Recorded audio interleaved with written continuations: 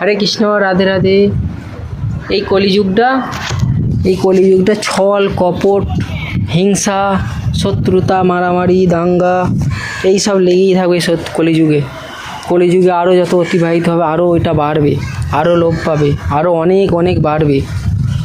প্রতিযুগে মানুষ হরে কৃষ্ণ মহামন্ত্র না বললে, কৃষ্ণ ভক্তি না করলে, জগতে উদ্ধার না হলে আবার এই জীবন চক্রে এখানেই পড়ে থাকতে হবে।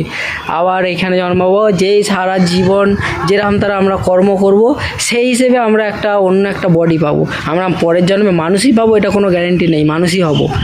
এটা কুকুর, ছাগল, গরু, ভেড়া, আমাদের আচরণ সারা জীবন যেরকম তারা থাকবে, আমরা সেরকম তারা একটা বডি পাবো।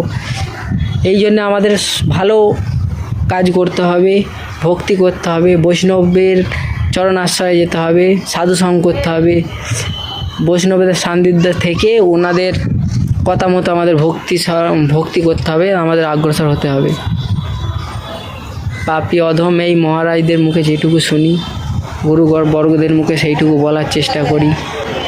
হরে কৃষ্ণ, হরি বল, রাধে রাধে।